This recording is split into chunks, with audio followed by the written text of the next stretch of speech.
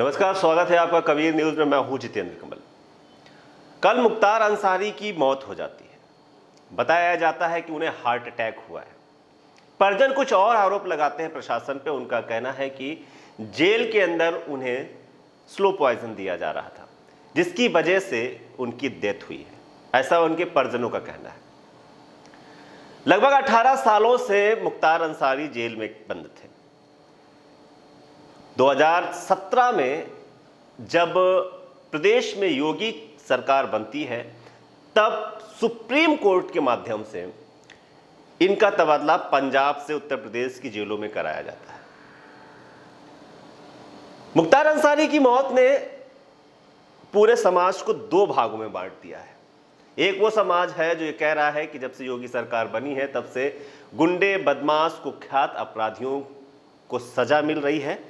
तो दूसरा धड़ा यह कहता है कि हर अपराधी का एक मानवाधिकार होता है, जिसके तहत उसको इस तरीके से सजा नहीं दी जा सकती है।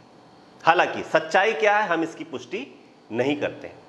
लेकिन मुख्तार अंसारी की मौत के बाद मुस्लिम समाज बहुत आक्रोशित है। 2024 का चुनाव सर पर है।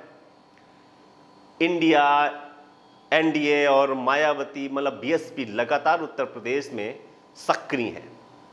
मायावती ने जिस तरह की गोलबंदी करी है मुसलमानों को, जिस तरह से अपने प्रत्याशी उतारे हैं, कहीं ना कहीं एक वो धड़ा जिसको लेकर पूरी तरह से विश्वास में था एनडीए कि ये अखिलेश और कांग्रेस के साथ ही जाएगा। केवल एनडीए नहीं आश्वस्त था, अखिलेश यादव और कांग्रेस भी आश्वस्त थी कि ये धड़ा हमारे साथ ही आएगा। लेकिन 3A का जिक्र कर रहा हूं मैं। जब योगी सरकार बनती है तो 3A उन्हें बहुत खटकते हैं। एक आजम खां, एक अतीक अहमद, दूसरा मुख्तार अंसारी। अंसारी का ए लिया है मैंने। ये 3A अखिलेश के समाजवाद से वो जो MY का समीकरण है उसमें M गायब कर दिया उन्होंने। जिस तरीके से इन तीनों के ऊपर अखिलेश ने रिएक्शन लिया है, कुछ बोला ही नहीं है।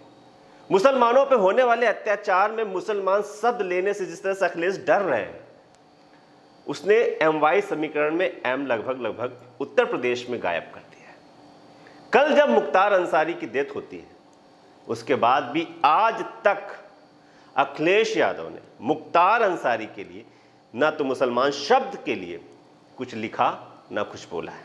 हालांकि सुबह मायावती ने इस पे जांच के लिए एक ट्वीट किया है कि ऐसी इसकी जांच होनी चाहिए, क्योंकि परिजन अगर ऐसा कुछ कह रहे हैं। लेकिन अखिलेश यादव ने क्या लिखा वही बताता हूं। और राहुल गांधी जो ये दावा कर रहे हैं लगातार कि उत्तर प्रदेश में मुसलमानों का वोट जो है इंडिया गठबंधन के साथ है, उन्होंने भी मुख्तार अंसारी की डेथ पे कुछ नहीं लिखा है कि क्या कुछ जांच होनी चाहिए या ये पूरी तरह से हार्ट अटैक का ही मामला है। पहले मैं आपको सुनवाता हूं कि मायावती ने क्या ट्वीट किया है, इसके बाद बताता हूं।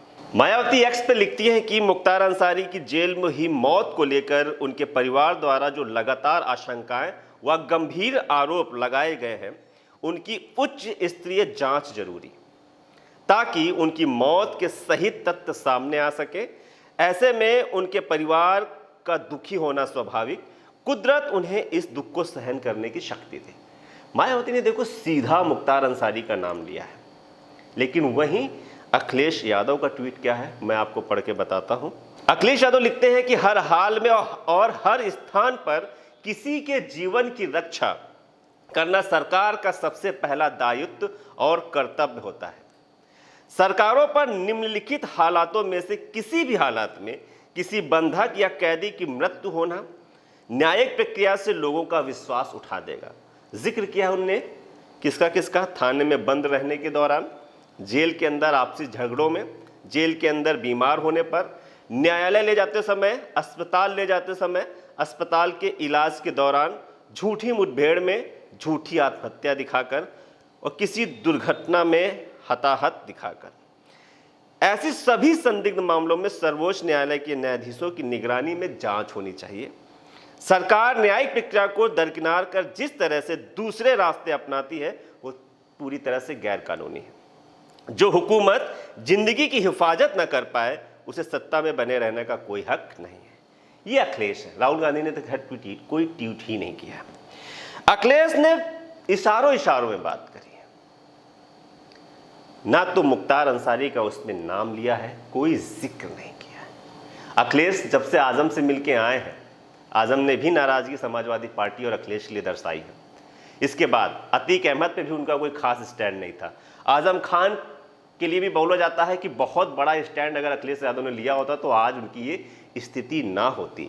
मुख्तार अंसारी पे उन्होंने बिना नाम लिए जांच की बात करी, जो पूरी तरह से मुस्लिम समाज को इस समय नागवार गुजर रही है।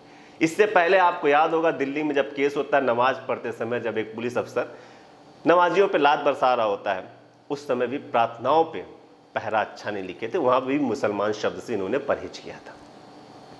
तो साफ दर्शा रहा है कि अखिलेश यादव डरे हुए हैं। अखिलेश यादव मुसलमानों के खिलाफ जो भी अत्याचार हो रहे हैं उनके खिलाफ वो बोल नहीं पा रहे हैं। अखिलेश यादव शायद पोलराइजेशन से डर रहे हैं या उन्हें अब मुसलमानों का वोट नहीं चाहिए। मुसलमान भी ये देख रहा है, बहुत अच्छे से देख रहा है, चाहे पश्चिमी उत्तर प्रदेश हो या पूर्वांचल हो या यहाँ मध्य का कानपुर का अवध क्षेत्र हो या बुंदेलखंड हो, यहाँ का मुसलमान अब ये कह रहा है कि अखिलेश यादव मुसलमान शब्द यूज करने से बच रहे हैं। अब तो कहने लगा है कि मुख्तार अंसारी का शब्द यूज करने से बच रहे हैं। इसका मतलब अखिलेश यादव मुसलमानों को एक साइड में रखने की कोशिश कर रहे हैं। वो समझ रहे हैं कि शायद मुसलमान उन्हें वोट करेगा ही, जबरदस्ती करेगा। मायावती इसी का फायदा उठा रही है, लगातार मुस्लिम कैंडिडेट दे रही हैं, उनके पक्ष की बात कर रही हैं। तो मुसलमान भी अब सोचने पे विवश हो गया है कि एनडीए, इंडिया या बीएसपी किधर जाए। एनडीए की तरफ तो जा नहीं सकता है, तो दूसरा विकल्प उसका बचता है बीएसपी, तो उसकी तरफ वो शिफ्ट होने की कोशिश कर रहा है। अखिलेश अपने पैर पे खुद कुल्हाड़ी मार रहे हैं। अब देखना यह होगा कि चुनाव से जस्ट पहले जब निर्णय लिए जाते हैं मुस्लिम समाज में, तो उसमें से क्या निकल के आता है। क्या मुस्लिम समाज हाथी की तरफ जाएगा या अभी भी साइकिल की सवारी करेंगे, देखना बड़ा दिलचस्प होगा। और भी खबरें बताऊंगा और इस प्रकरण पर भी पूरी बात करूंगा।